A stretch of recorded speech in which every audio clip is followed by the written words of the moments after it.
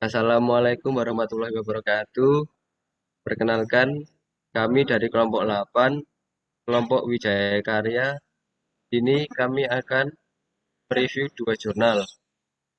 Sebelumnya, izinkan saya memperkenalkan anggota kelompok 8. Dari saya, perkenalkan saya Raja Raihan Atala Putra, NPM 104. Perkenalkan, nama saya Maharani Wahyabsari, NPM 044.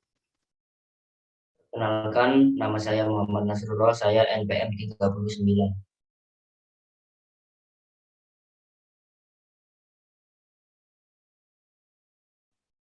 Perkenalkan, nama saya Emali Fitra Ramadan Pamurianto, NPM 20035. Perkenalkan, nama saya Alfiandis Cadwinanda, NPM 42. Perkenalkan, saya Krisna Rendi Awaludin, NPM 83. Perkenalkan, nama saya Kevin Davarial, NPM 62. Perkenalkan, nama saya Miladatul Kofifa, NPM 073.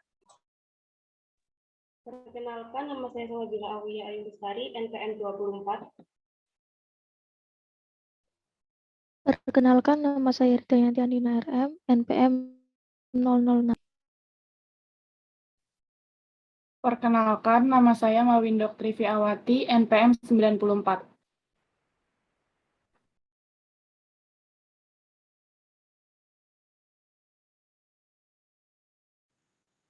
Baik, selanjutnya untuk yang pertama, jurnal yang pertama dengan judul Pemeriksaan Kekuatan Tanah dengan Kekuatan Anyaman Kawat.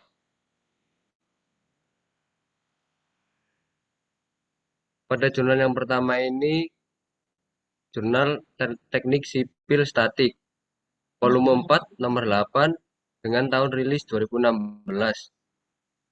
Jurnal ini ditulis oleh Dafli Rivaldo Tumewu, yang kedua Hendra Rio Gilang, dan yang ketiga Alfa N. Sirajar.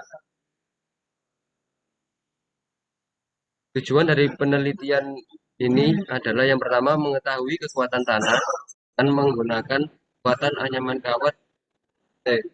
Yang kedua, memberikan perbandingan faktor keamanan dengan dan tanpa menggunakan perkuatan anyaman kawat dan serat jutek. Selanjutnya akan dilanjutkan oleh anggota kelompok lainnya. Kemudian ada manfaat penelitian ini. Yang pertama yaitu mengetahui karakteristik dan kekuatan tanah pada daerah yang bersangkutan. Yang kedua, sebagai masukan dan pertimbangan bagi perencanaan untuk membangun bangunan pada daerah yang bersangkutan.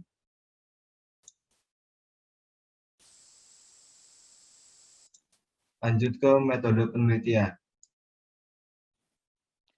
Metode penelitian yang digunakan adalah data primer yang diperoleh oleh penulis merupakan hasil dari penelitian langsung dan akan diuji di laboratorium.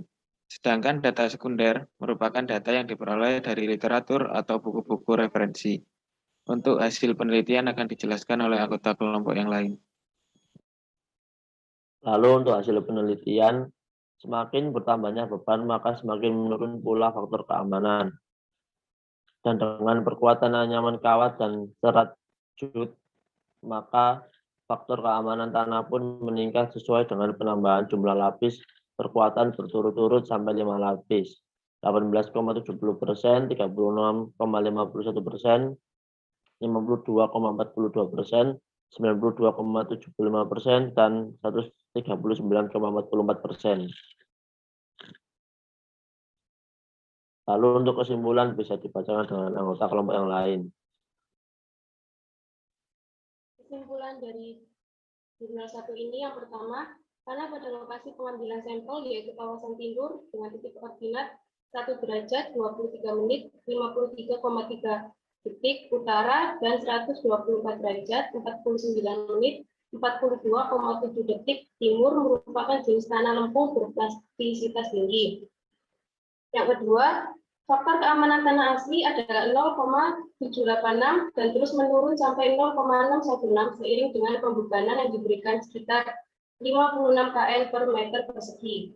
Yang ketiga, faktor keamanan meningkat sesuai dengan pemberian jumlah lapis perkuatan yang diberikan terhadap tanah asli berturut-turut hingga 5 lapis perkuatan, yaitu yang pertama 18,70%, 36,51%, 52,42%, 92,75%, dan yang terakhir 139,44%. Kemudian kelebihannya akan dibacakan oleh rekan kelompok saya yang lain. Kelebihan dari jurnal ini adalah materi dan metode perhitungan yang dijelaskan secara rinci pada hasil penelitian, sehingga pembaca dapat memahami step by step dari pengujian yang dilakukan. Selanjutnya akan dilanjutkan oleh anggota kelompok ini.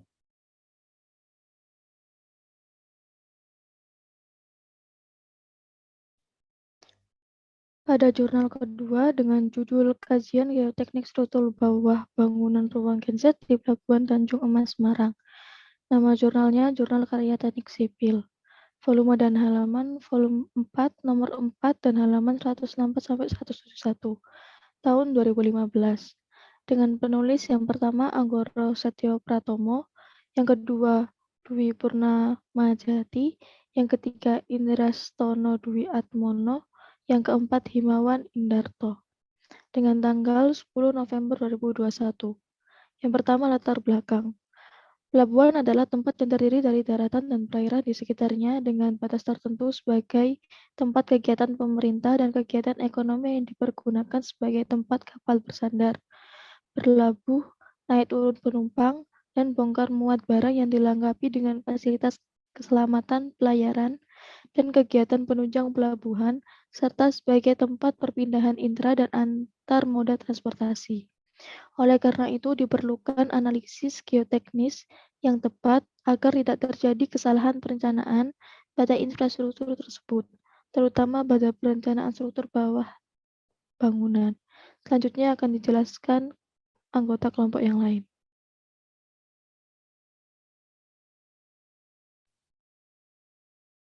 Selanjutnya yaitu metode penelitian pada jurnal ini, yaitu penulis mengidentifikasi masalah dan melakukan survei lapangan, serta melakukan pengumpulan studi pustaka tentang paduan bangunan terhadap gempa sebagai bahan referensi dan literatur untuk penunjang perhitungan daya dukung fondasi dan penurunan tanah yang terjadi setiap tahunnya. Selanjutnya akan dilanjutkan oleh anggota kelompok yang lain. Selanjutnya, hasil penelitian ini adalah dari hasil analisis yang dilakukan, geoteknik dan struktur gedung mampu menahan beban yang diakibatkan gedung tersebut. Penurunan konsolidasi di area terminal Peti Kemas Semarang adalah 8,17 cm dengan waktu konsolidasi adalah 17 bulan 16 hari, sehingga harus dilakukan pemadatan tanah compaction untuk menambah kerapatan tanah. Selanjutnya akan dijelaskan oleh anggota lain. Untuk kesimpulan yaitu yang pertama, proyek operasional Room Terminal Peti Kemas Semarang didesain menggunakan SRPMK dengan metode Strong Column with Beam. Yang kedua yaitu wilayah di sekitar proyek ini memiliki lapisan tanah lumpur dan pasir yang sangat lembek sampai kedalaman 20 meter.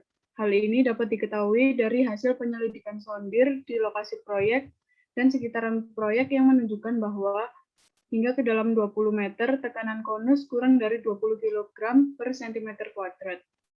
Yang ketiga yaitu penurunan konsolidasi akibat beban bangunan pada geoteknik.